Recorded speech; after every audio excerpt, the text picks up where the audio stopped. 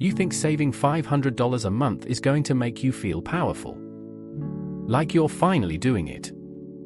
Then 3 years go by, you open your account and it looks like you collected pennies in a jar.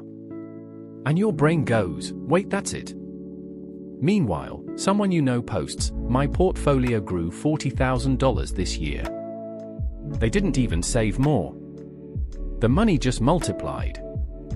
And you feel jealous, angry, and kind of stupid for trying. Here's the truth nobody explains to beginners. The start of investing is supposed to feel unfair. Not because you're doing it wrong, but because you're watching a tiny seed and expecting a tree.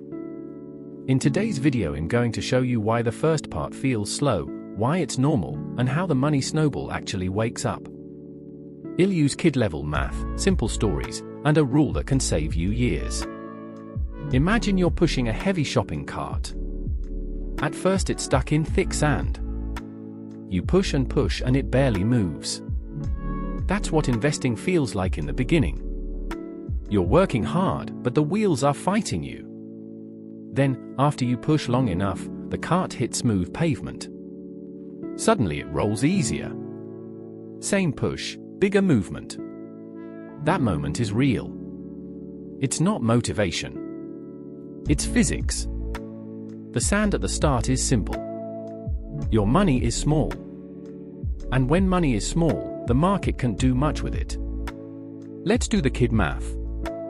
If you have $5,000 invested and it grows 10% in a year, you make $500. That's not a new life.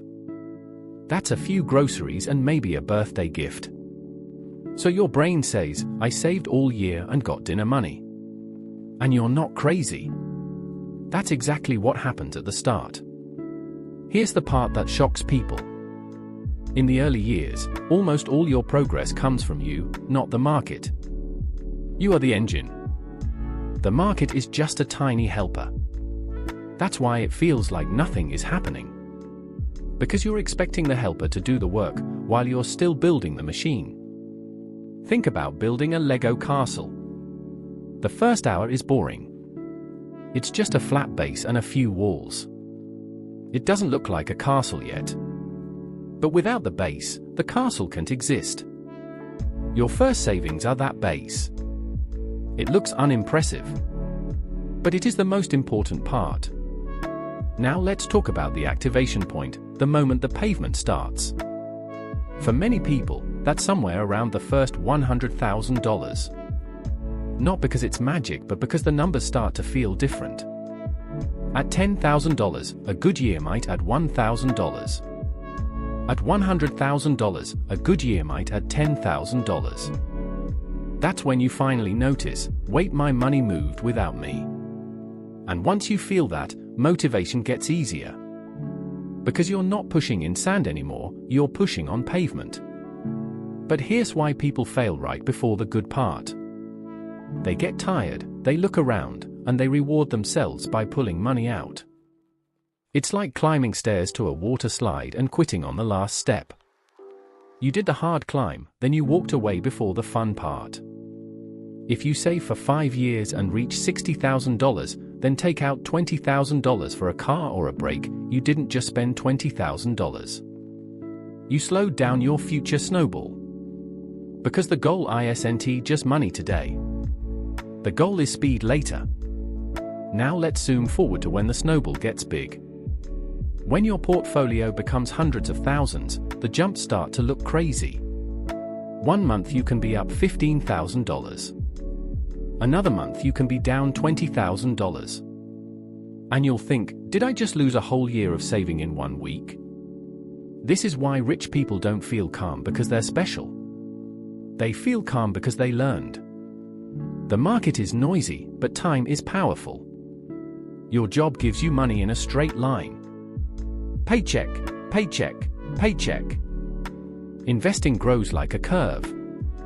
At first it's flat. Then it bends upward. Here's a simple rule that a kid can remember. If your money is still small, your job does most of the work. If your money gets big, your money starts doing the work. So your mission in the beginning is not to feel rich. Your mission is to build the base. And the best strategy for the base is boring. Automate it, be consistent, and don't interrupt the process. You don't need to be a stock genius. You don't need to predict crashes. You just need to keep feeding the snowball until it can roll by itself. Now let's talk about the sneakiest trap. Right when you finally start winning, you start spending like you already won. You grind to $200,000 or $300,000, and your brain says, I deserve upgrades. Bigger house. New car. Fancy vacations. But that's like planting a tree, seeing the first apples, and then cutting the tree down to build a fence. Sometimes upgrades are worth it.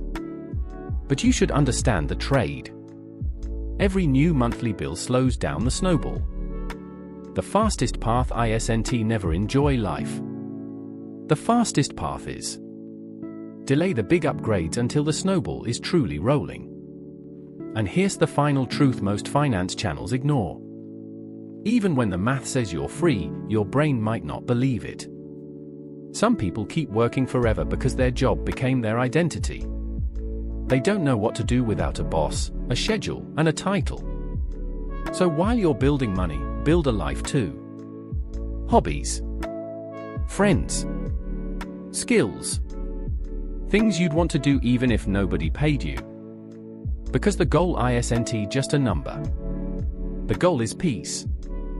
So if you're in the slow years right now, saving, trying, watching the account crawl, don't quit. You're not failing. You're building the base that makes compounding possible. And if you're already past the base, don't get reckless. The snowball is finally rolling. Your only job now is don't stand in its way. If this video helped you understand why investing feels slow at first and how to survive the push phase, hit like, subscribe, and comment one word, push. I read the comments and I'll make the next video based on what you're struggling with most.